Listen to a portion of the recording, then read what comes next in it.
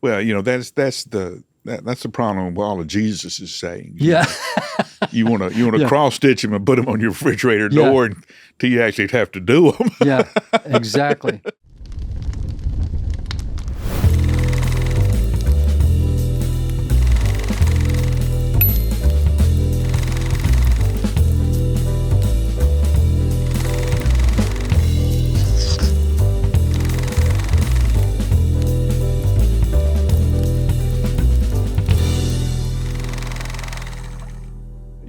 You are alcoholic, sober for 20 plus years. 20 plus years, and slip.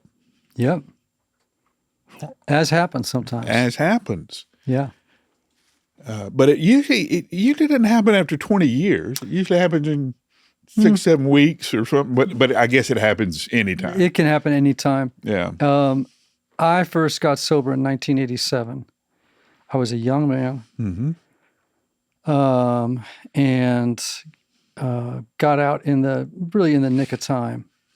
Now, this is 1987. There were no treatment centers. There were no that industry has arisen only in the last 20 years to what it is now. So the only place to go in those days was to go to Alcoholics Anonymous, right? I went for about, I'd say, 4 or 5 years pretty regularly. And, but the desire to drink was really expelled, like that is part of the promise, right? Of AA, that working these steps and working this program will expel the need or the desire for drinking. You will adopt a stance of neutrality towards it, right? And miraculously, that's true. Now, where things went sideways, I think, was for all those years, I wasn't involved in a program of recovery, right? I basically stopped after 5 years. Now, I would dart in and out periodically, every 2-3 years, I pop in for 3-4 weeks, go, I forgot how great this is. And, then. But you didn't stay with the program. But I didn't stay with the program, right?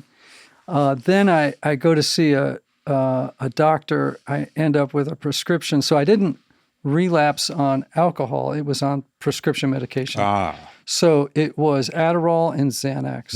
Adderall, which is a stimulant, right? Usually for ADHD, plus Xanax, which is an anti-anxiety agent, both of which are powerfully addictive, right?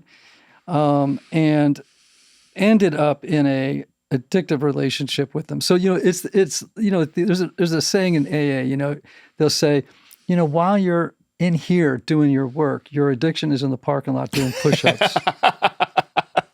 Do you know what I'm saying? Yeah, exactly right. Yeah. And so it was a very kind of a gradual overtaking. And until it became unsustainable and unhealthy and required me to take measures, right? Namely to go to treatment and to re-engage with a 12-step program to facilitate my own healing and health. Right.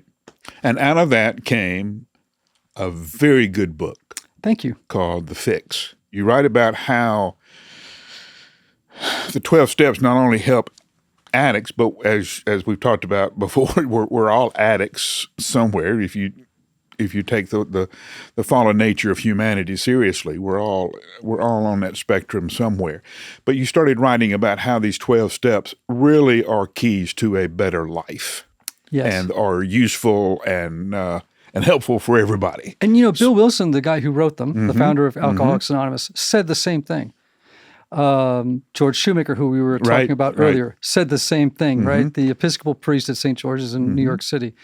Dr. Bob, who was a committed Christian, said the same thing. These are a way of life for everybody. Right. They are particularly useful for alcoholics. We've seen that it works miracles in the life. But really, it's the gospel in compression. Right. In miniature. Yeah. It's like, here's what the gospel looks like with wheels on it. Talking the other day to a mutual friend of ours who is a lifelong AA follower, talks about he's 30 plus years sober now, gets up every day and practices his gratitude and every night works what he wants to do better the next day. That's right. And this is, and what struck me about that is by all appearances, he's very successful, very, very controlled. He's got his life together, and he's still doing what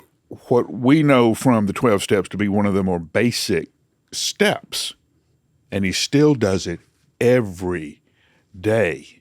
And I'm talking to him as he's explaining this, and he just flippantly said it, and I said, whoa, go back to this. Talk to me about this. And it reminded me of what I try to accomplish in my own Bible studies, prayer time, but I'm not nearly as committed or focused or intense about it as he is. I don't come to it thinking my life depends on me doing this. Yeah. It does. It does. It does. And I would check that answer correctly. Yeah. This is, in AA, we talk about the gift of desperation. Right. And it's interesting, right? GOD, gift of desperation. Yeah. So people are always like, coming up with these cute kind of like acronyms. There's a real gift in hitting a bottom. Yeah. Of coming to the end of yourself. You think about Eugene Peterson's translation of the Message where he talks about, blessed are those who come to the end of their own ropes, right? I count it a privilege to have come to the end of my own rope. Right. I have no illusions about who I am, both in my brokenness and in my beauty. I have to hold both of those in tension. And but I have no illusions. And I know that I have to work a program of spiritual maintenance that my sobriety depends upon. Right. That I'm in a fit spiritual condition, right? Otherwise, I may go looking for heaven on earth in other places, right? Whether it's alcohol or drugs, but it could be food. It could be, listen, how many calls have you gotten about guys from addictions to porn or to gambling or sports betting or workaholism? Good night. On and on and on. We will go looking. Yeah. To drink from wells, broken cisterns. Broken cisterns. Right. Bowing down in front of idols that can't give you life. Yeah, exactly. And that is the human condition. That is our nature.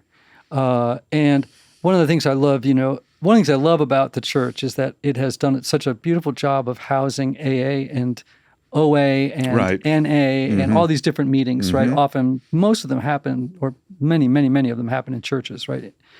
And I had a pastor I met at one who had pastored a very large church and had been arrested DUI, right? Drunk driving under intoxication.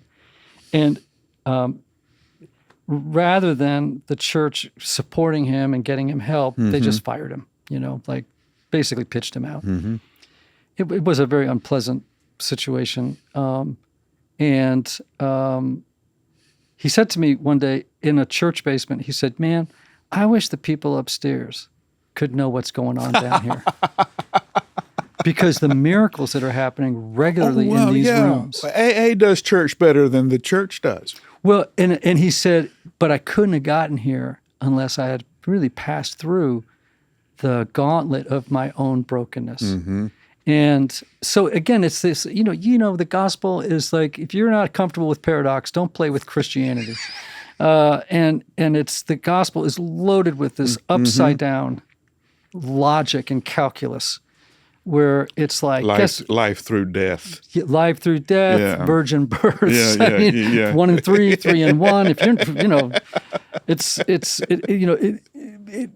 it's enough to make your mind screw up, on itself. But I'm reminded that when you're in touch with your own need daily, then the spiritual maintenance your friend referenced is absolutely essential. And we don't do it out of fear or anxiety I got to do this because it's magic or something. Yeah. I do it because I have to stay close to God. Well, and it's life-giving. And it's life-giving. It is so life-giving. Yeah. A lot of us are afraid of our shadow side. Yes. And especially if you're a religious professional, you don't want to let anybody know that you have that shadow side, Yep. which sets us up to be devoured by Yes. that shadow side. Yes. What would you say to a friend who knows there's something but is scared to look at it? Yeah. I think that's everybody. And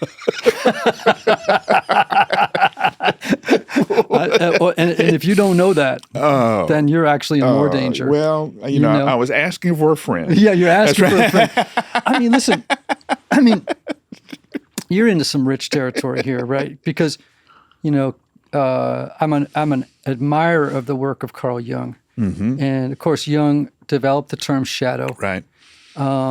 What's interesting about Jung's understanding of the shadow was that what's inside of it are parts of ourselves that we have deemed to be unworthy of love, that we have deemed unacceptable, parts of ourselves. So, you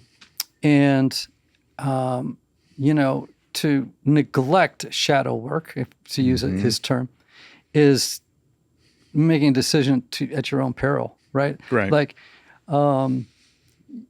it is incumbent on us, I think, as Christians to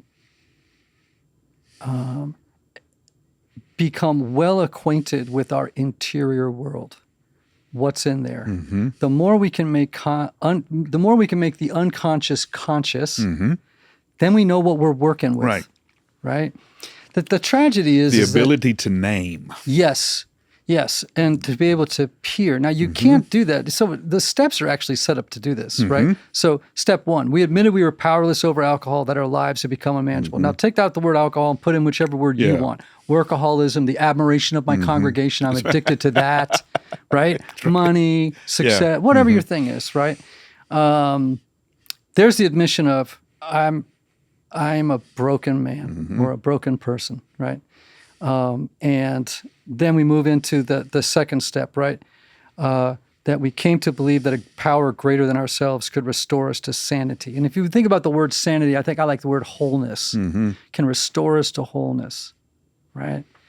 And then the steps progress you through a series of exercises and attitudes and principles designed to help you look into the shadow. When you get to steps 4 and 5, man, you are looking into the shadow, made a searching and fearless moral inventory of ourselves. Yeah, that's always the one that got me. Number 4. 5, admitted to God, to ourselves, and to another human being the exact nature of our wrongs. Yeah. Sit down and read it out loud. It is clear-eyed. Yeah. You must take a clear-eyed look at what is happening inside of yourself, not to shame yourself, to beat yourself up, but for the sake of saying, you know, and again, when you go through this process, and it all sounds so intense, and parts of it are,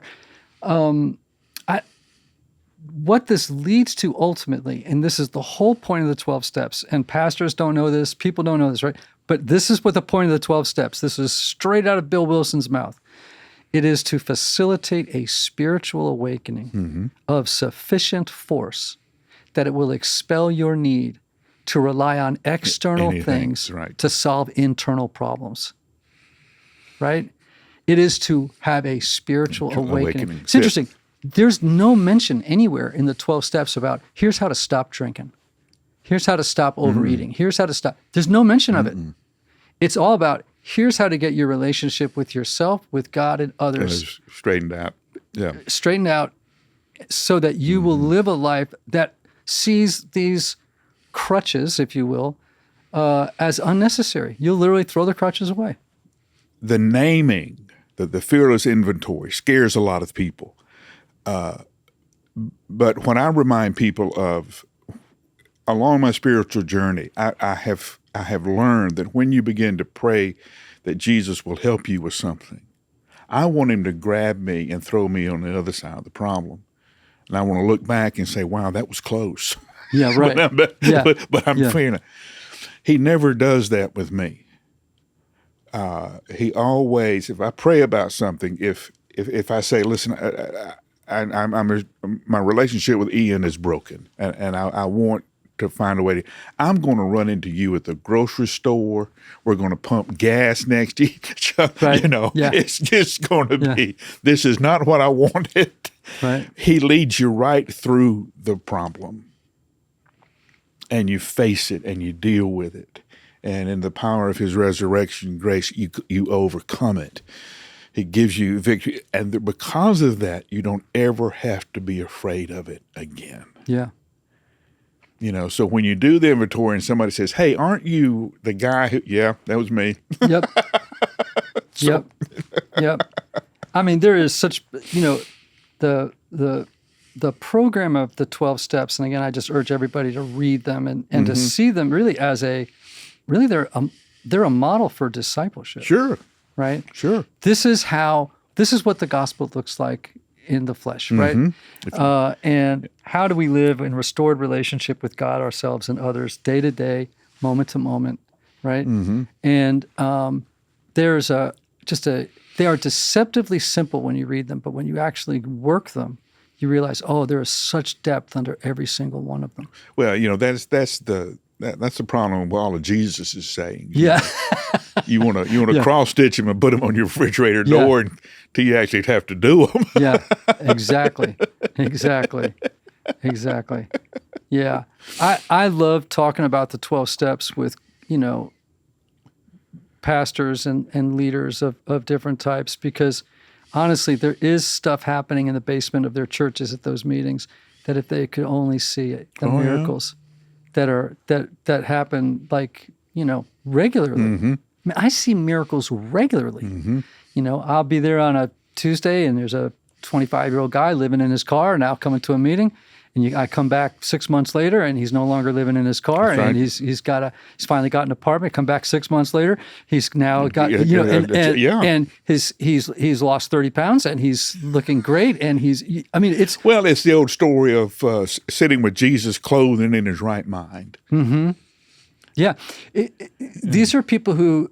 This is interesting. When I was thinking about you said that, I was thinking about the prodigal son story, which I don't know anybody in recovery that doesn't tear up, whether they believe in Jesus or not. They hear that story, they go, "That's my story," right?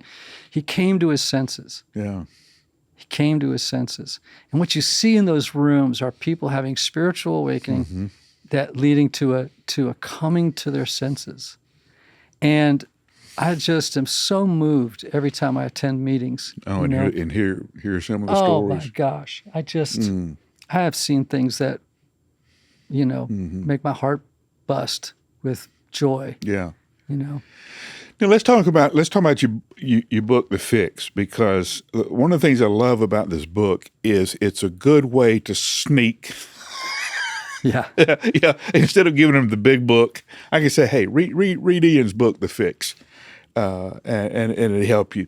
Let's talk practically. All of us are messed up. All of us are dealing with something. All of us have something in our past that we're scared to death is going to catch up with us one day, and all of that. So I give somebody a copy of The Fix. What are you hoping they get or start doing? Yeah. So what The Fix does, and the subtitle I love, even though it's very long, right? How the 12 steps offer a surprising path of transformation for the well-adjusted, that should have been in quotation marks, the down and out, and everybody in between, right? So they're just the 12 steps for everybody, right? We begin with honesty, right? That's step one, right? We just get honest. We just admit that our lives are a mess and they're kind of unmanageable. And they may look great. And you know this as a pastor. And I know this working with well-known clients who are well-known, people, whatever. Everybody's a mess, man. Oh, listen. When I was a chaplain for the Brentwood Police Department, people would say, there's not much crime in Brentwood. I said, everything you find anywhere else is here. Yeah. They just have better lawyers. Yes, and it's they dress it up better, right? But we admit that we're powerless, and I think powerlessness is a very wonderful thing to grab hold of. It doesn't mean helpless, right? Powerless doesn't mean that we don't have agency and freedom. And I was powerful enough to get in my car and drive over here today, right? I mean, so we have power, but ultimately we are powerless over people, places, and things. Anyone who's raised kids knows this, right? And that we can certainly have influence, but we don't have power, you know?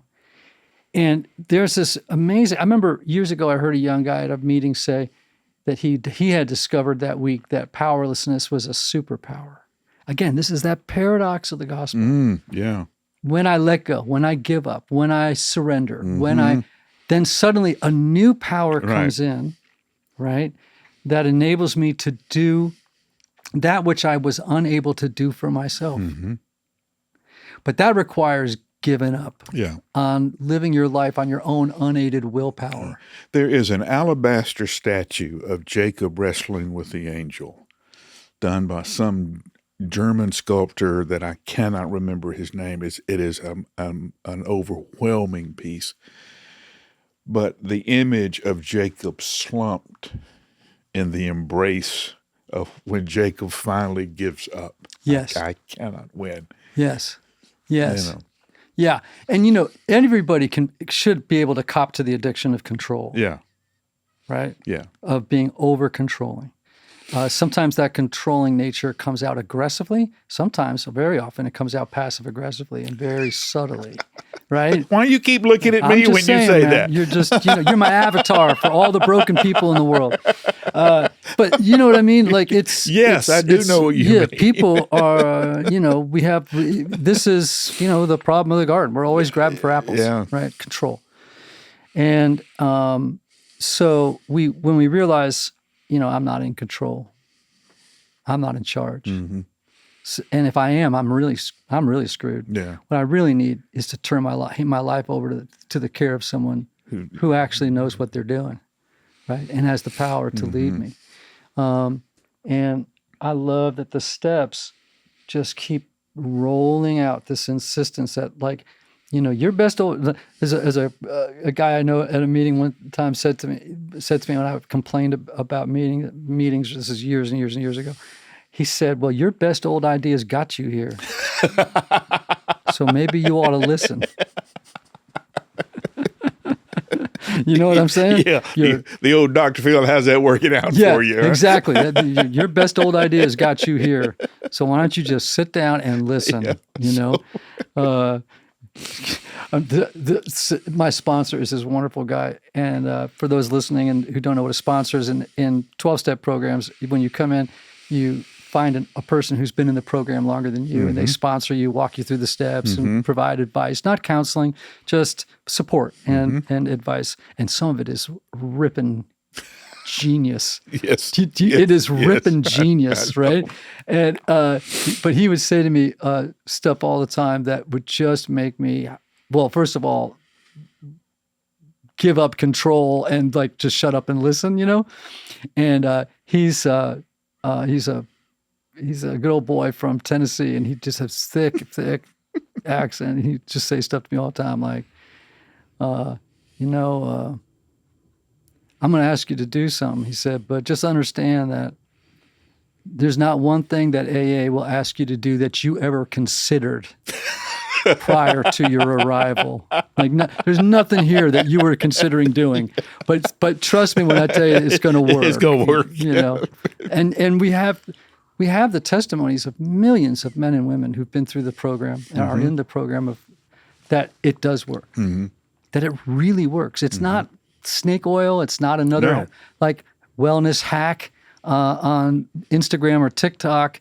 Like, this very quietly has been working in the lives of people for 90 years. And it's because it's really just the gospel. Yeah. And that's when I tell people, I wandered in, as I was telling you, to AA the other way. I became a big fan of my study of church history of Samuel Shoemaker, who was Bill W.'s pastor and instrumental in, but who also had the theology of being engaged with those who were around his church, the alcoholics and around his church, and began that ministry to that, and brought a lot of what we understand as AA to it. Yeah. So that's kind of the way I did it, and then through life experience and all that, got to know a lot more of the program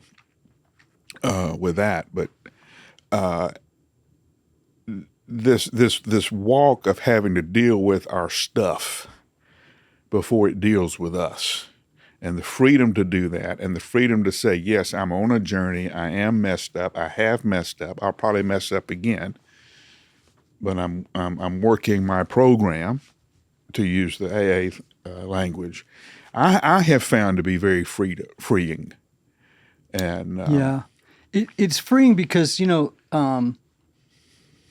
everyone comes into the rooms of AA or whatever their program, their 12-step program is, with a lot of shame, a lot of defeat. And, I expect I'm going to make mistakes. Mm-hmm. Like, it is baked into my calculations. Right, I know I am going to make mistakes, right? And, it wasn't until I was really deeply involved in 12-step groups that I was ever free enough to say, and that's okay. Mm-hmm. That is how it is. Mm-hmm. This is how it is. I am going to make mistakes. Yeah. But I have tools to work with those mistakes, right? I have not only a God who forgives, but I have tools that help me to restore things when I break them, right? Relationships, patterns of behavior that are unhelpful, and a determination that, I have to actively, consciously, daily monitor and self-regulate. I mean, honestly, like, a lot of what 12 Steps is just like, this is what good self-leadership looks like. Yeah. Which we can't do any other kind of leadership until there's effective self-leadership. Yes. Yeah. And so I don't do any of this with a sense of like, oh, I'm broken, I'm bad. I don't have, that. When I say that, I honestly, even just sitting here saying I'm broken, there's not even a pang in me that feels smaller or inferior or bad or, any of that stuff. I feel like this is how it is here. Yeah. And I'm daily becoming a better man. Yeah. And I will say this, and this is going to sound, but I think I can say it with some confidence. I am the best version of myself I have ever been right now. And I recognize I can slip backwards. Sure. But as of today, I can say I'm the best version of myself that I've ever been. Part of that is years, my age, my history, but also the personal work, the spiritual work that I've done, where I feel at home in my own skin. I feel okay with being me today. I have young pastors come and say, well, you're such a wise pastor. And I said, wisdom just means I screwed up before you did. Yeah. Yeah. Well, there's some truth to that, right? That's all it means. So here's a question for you. So on the way over here, I'm in the car and I've been hooked on a song. And you're going to laugh when I tell you what the song is. In 1969, the Velvet Underground, Lou Reed, Take a Walk on the Wild Side. Take a Walk on the Wild Side. They wrote a song called Jesus. Have you ever heard this song? No. It is crazy. And Glenn Campbell, of all people, covered it on an album that he did in the 90s called Meet Glenn Campbell. You got to check out this song because it preaches. All right. Okay? All right. It's 3 identical verses. They all say the same thing. Okay? So they're identical verses. There's no bridge. There's no chorus. It's just 3 verses. Okay? And the lyric is this: Jesus, help me find my proper place. Jesus, help me find my proper place. Help me in my weakness, 'cause I've fallen out of grace. Jesus, help me find my proper place. Holy cow. This is Lou Reed, right? Yeah. 1969. And I've been thinking about that idea of saying to God, help me find my proper place. Mm-hmm. Because so oftentimes people overvalue and overestimate themselves, or they undervalue and underestimate themselves. They rarely find them. They're either in the bow or the stern, and they're never happy in the middle of the boat. And one of the things the 12 Steps taught me was how to live in the middle of the boat. Yeah. Not too high, not too low, not too big, not too small.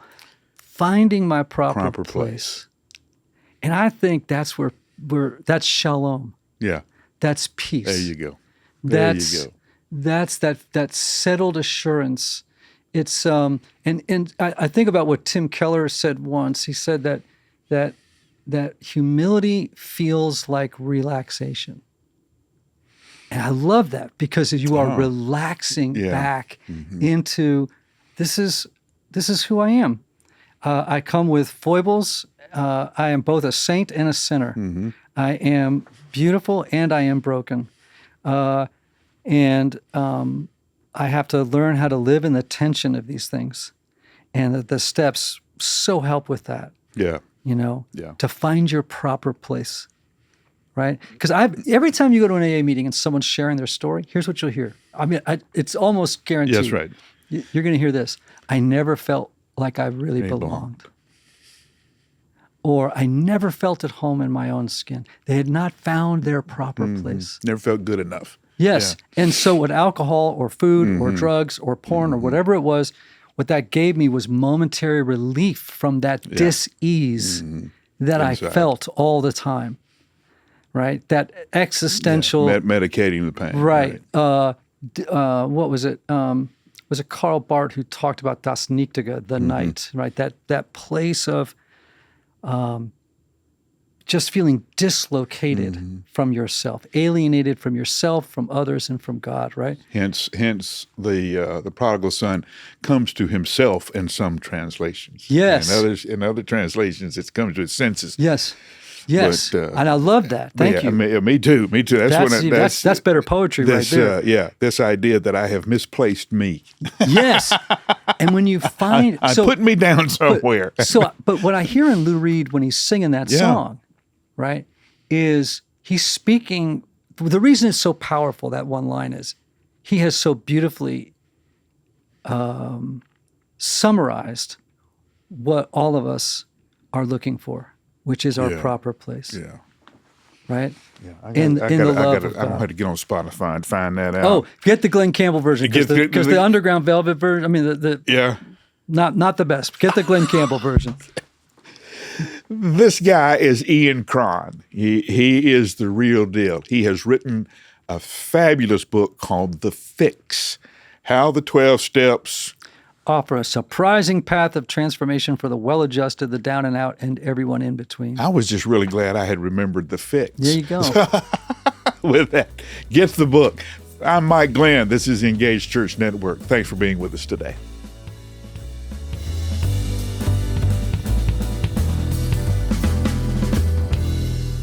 Thanks for tuning in to the Engaged Church Network podcast. We exist to train healthy and skilled leaders for congregations throughout Middle Tennessee. If today's episode helped you, share it with a fellow leader. And don't forget to visit engagedchurchnetwork.com for more ways to grow.